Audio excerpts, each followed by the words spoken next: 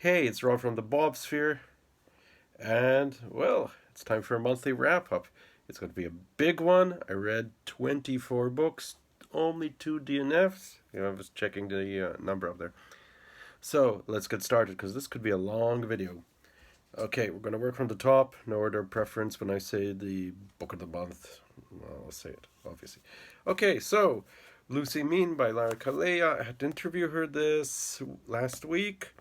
This is her first collection of stories. They're like vignettes, small snapshots of memories about Maltese life. It's quite good. I thought the last story, her last collection, Kisitu Kolosh or Kisitu, something like that, I forget the title, excuse me, was patchy in places, but this is actually quite good. It's quite good. I enjoyed reading it. It's a good debut, very solid. Neil Gaiman. Don't say how I acquired this. I have no idea.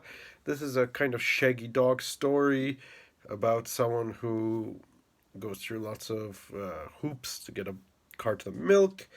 It just keeps on growing as the title, as the adventures keep on increasing and becoming more bizarre.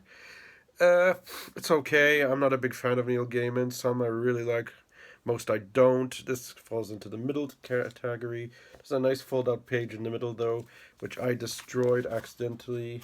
Stupid me. But anyway, this is what's supposed to look like. Okay, that's a spoiler, sort of. Because I thought the pages were glued together, and I had trouble pulling them out. Dumb me. Anyway, it's okay. It's okay. Okay, this is one of the month's highlights. This is more Gbek, Ecercizi, Ta Tortura Sedazioni by Irene Chias. I had to interview her last week as well for the Campus Book Fest. The session came out really good. It was a good discussion. This I would call a combination between Michelle Welbeck and any Fitzcarraldo White novel. Uh, okay, because there's a lot to go into here. This is about a woman who's fed up of all the misogyny and sex rape culture in literature and in media. So what she does is she replaces herself instead of the torturer to scumbags. So it's a kind of literary revenge. She's not really doing it, but she's showing us how media does portray rapists and torturers. That's one part. But then it also goes into many different strands. So it talks about veganism, male gynecologists. There's some bits where the male gynecologist talks about his view of things. So you've got a male gaze perspective. Oh, there's so many topics about fertility, about trans as well, trans culture. Oh, lots of things, lots and lots. It's a very rich book. It doesn't feel cluttered, and it's funny too. It's a satire in its own sense. And I laughed. The Maltese translation by Mark Vella is very flowing. It was originally in Italian. Highly recommended. It's an excellent book for everyone. Everyone. And it's an eye opener too. We all need those. After the Sun, I started reading the IB long list. Unfortunately, I'm only 6 books in. But anyways, After the Sun, it's very difficult. These are 4 short stories, while one is in 2 parts. They are bizarre. They're kind of like a Lynch film on paper. That's the only way I can describe it. Let's say, for example, the first story is a criticism of bank culture or the business world, but it turns into some erotic platonic relationship. Yeah, it's a contradiction, but this book is full of them. There's a beach bar in Cancun. There's a bit about aliens. Sometimes, you know, the weirdness makes interpreting the story a bit difficult. But sorry, I don't know why my nose is doing this. Well, I'm not going to edit because then you'll never get a video. Uh, so, the weirdness, yeah, the weirdness takes over and hinders you from interpreting the story. But go along for the ride. It'll be interesting. Nothing like this. Nothing will ever be like this. This is very unique. Or you could just say unique. That Reminds Me by Derek Wuzu. Oh, so poetic. I love the prose of this. This is a coming of age story. That's all I can say. but it's done so well, and I mean so well. That's that's it. That's all I can say. Read it. Okay, Hour of the Star by Clarice Lispector. It's the first time I've read something by her. I didn't get along with it that well, to be honest, because this was translated by Benjamin Moser, and I read that in her native language of Portuguese. Clarice Lispector managed to really do bizarre things with the words, and it doesn't come out here. It comes out more like a slightly avant-garde experimental novel about relationships. It's kind of like sandwiches. She piles layer upon layer. No, I'm not that impressed. But if this was in Portuguese, I think it would be a totally different matter. I will read her again. Okay, I started on a new project, one of the many. I'm going to try read all the books in the backlisted podcast. Now, I don't know all. So far, there's 150. It increases every 2 weeks. If there's one I've read, I will skip it. I think that's the only rule I had. And I'm not obviously if it's because sometimes some are out of print. Book number 3 is out of print, but that only cost me €5. I'm not going to pay something like €30 for an out of print book. So those are my only rules. Anyway, this is number 1, A Month in the Country. This is really good. It's about this was shortlisted for the Booker as well back then. This is about a man who goes to the country to restore painting, but then lots of adventures happen to him. But then, as soon as he's ready, it's all gone. Just leaves. That's it. It's a very subtle book. A lot's happening, even though it's very thin. So, yeah, I sort of changed my reading habits these holidays. Not these holidays, this month. That's why I managed to read so many.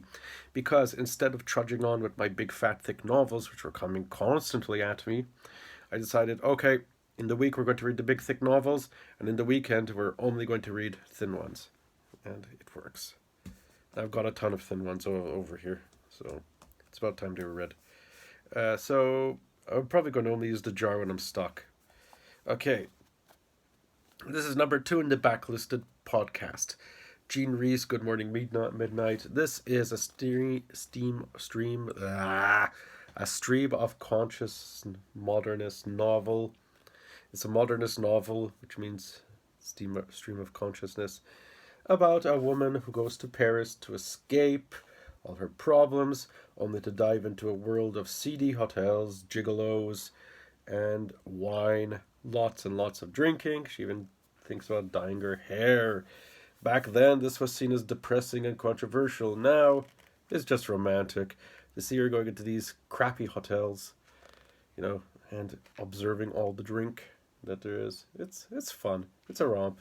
A stream of consciousness romp. Okay, I don't think I'll read John Rice again though. I was a bit put off, I'll be honest. I liked it, but I didn't love it. Okay, I also had to interview Jan Carson. It was a good interview. It was with Lara Colea. So I decided to read everything that she has in print. So I read the postcards, and thank you, Malia and D'Amato, for bringing them in good time. Anyway, Postcard Stories 1 and 2. Jan sent postcards to lots of people with tiny little stories on the back. And here's a collection of all of them. Most of them, not all of them. It's sweet. Okay, Happening by Annie Ernaux. Somehow a Fitzcarraldo does wriggle its way every month into the pile. So, yeah, this is a bloodstain because there was a mosquito and I swatted it. And I thought, since the topic involves blood, might as well keep it. Okay, so this is about Annie Ernaux's, as translated by, you got lots of Tanya Leslie. It's about Annie Ernaux's abortion and her psychological effects. It is brilliant. It is the best thing she has done. Saying that, I have 2 more books left. One is The Years, but I will be reading that later on this year. And, oh look, there's my water bottle, because I had COVID this week. So I had to stay in my room to take my meds. Anyway, I'm better now. I just have a loss of taste of food. And even that's starting to diminish. It's great. It's excellent. Oh yeah, the years, and now she has an upcoming book about her diaries. Okay, really really good. If you've never read Arno before, this is an excellent place to start. Open Water. I thought that Alessandro Barrico's Silk was the best love story ever. I was wrong. This is the best story ever. Very delicate, very beautiful. It's about a relationship between two black people in London. And oh my goodness, it just unfolds. Every detail is documented. It, you feel the love. That's all I'll say. Never has prose gave me gooseflesh in every single sentence. This is a masterpiece. Oh, and by the way, my cat uses my books as a scratching pad. You're going to see more of those.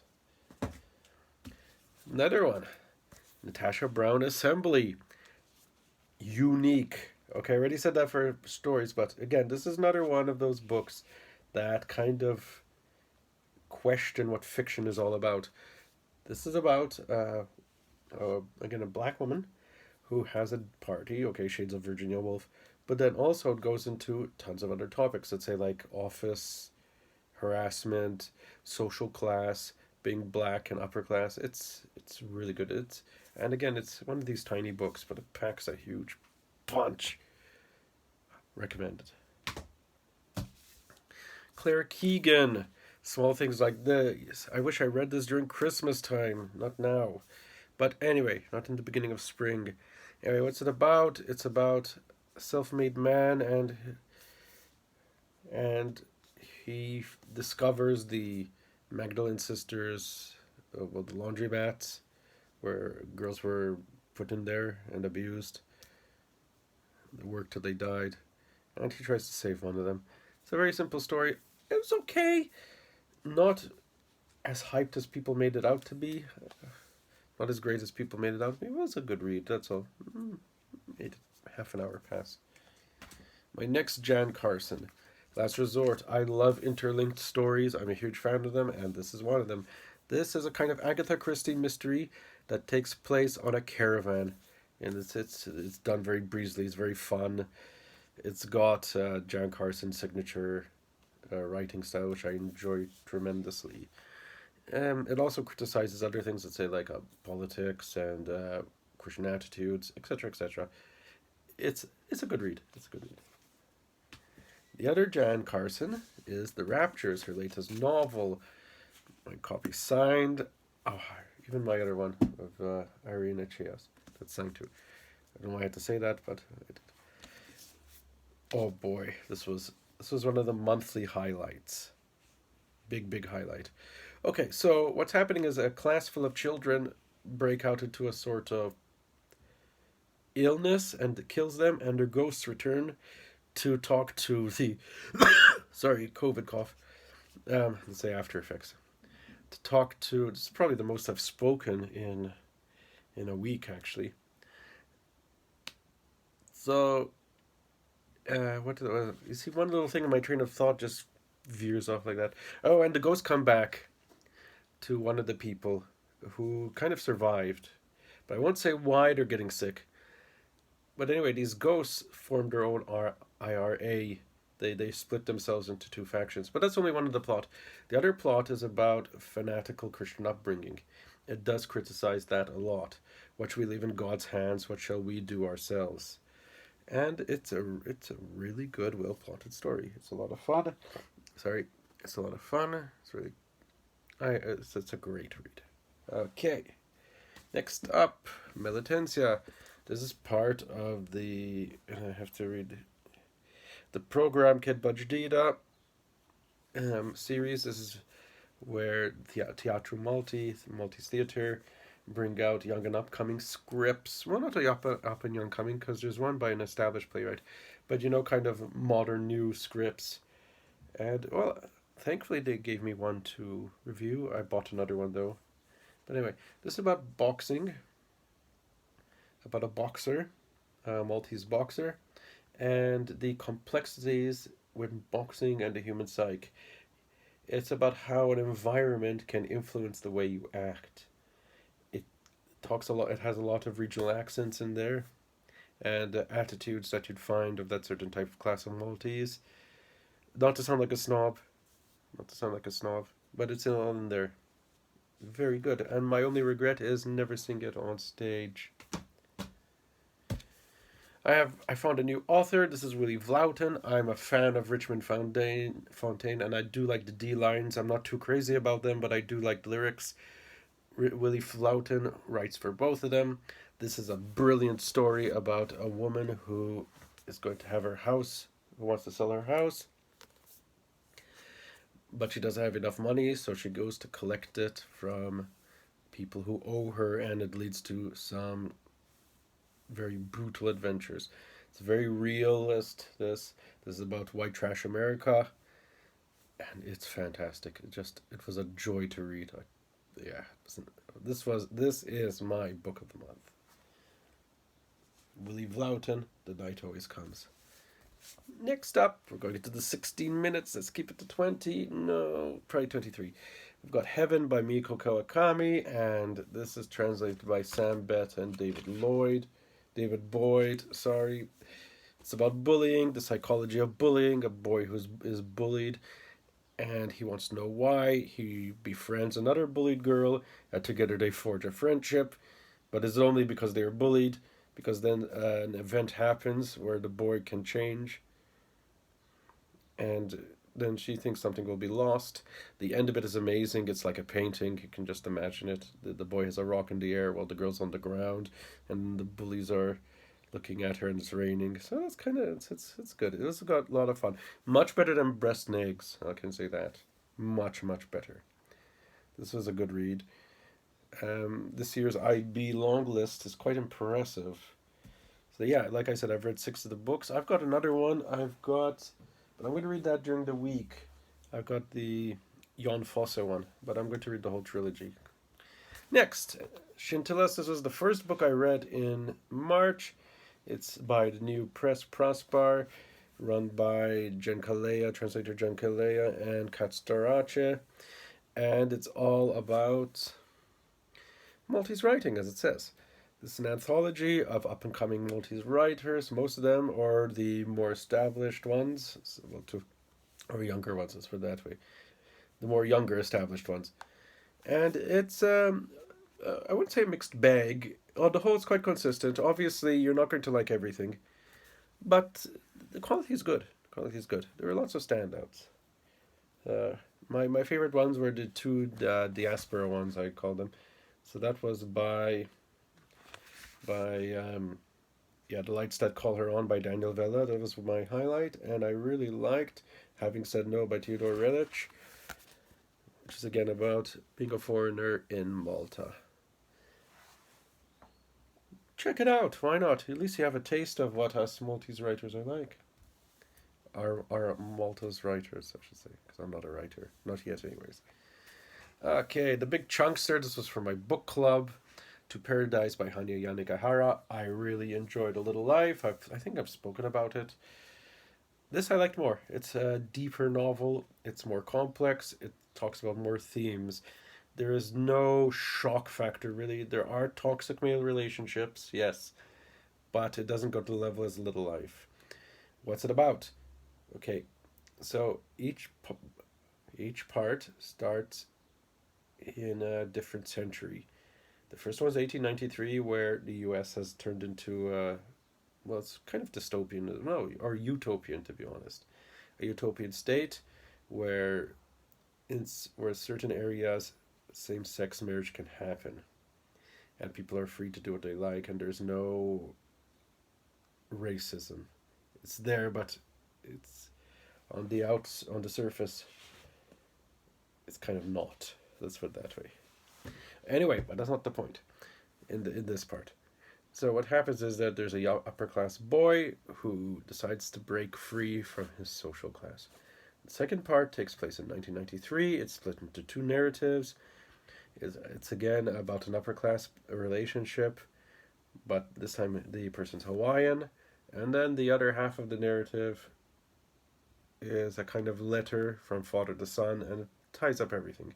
It's about nationalism mostly.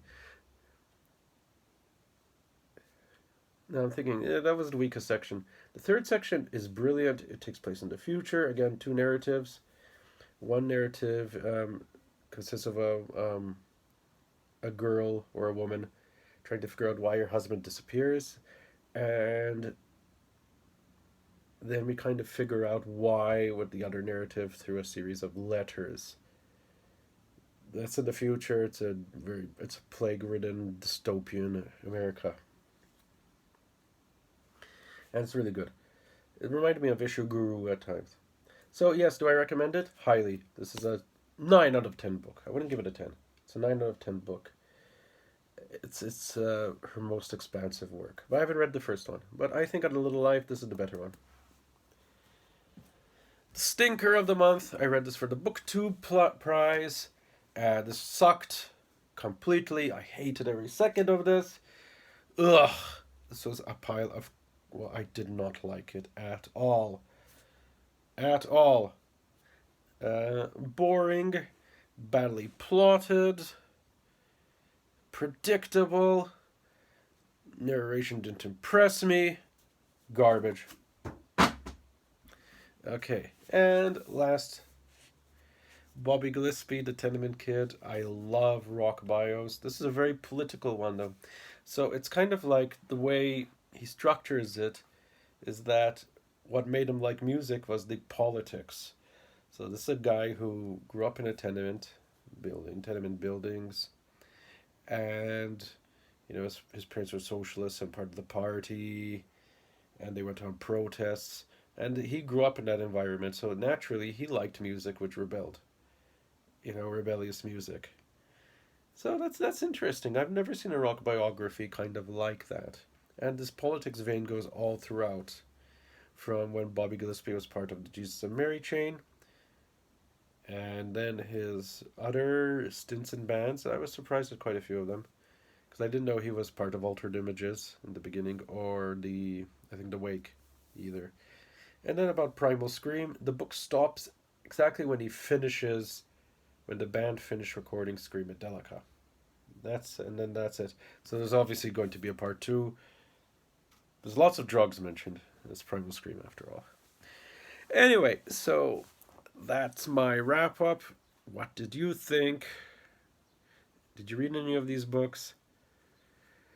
I know I have not been a good booktuber. I'm only really making videos during wrap ups, but I'm very busy. There's a lot going on at the moment. But let's say this: once Booker season starts, we'll get some regular videos as well. Now this is going to be 23 minutes, so we better stop it here. So bye, and see you next month.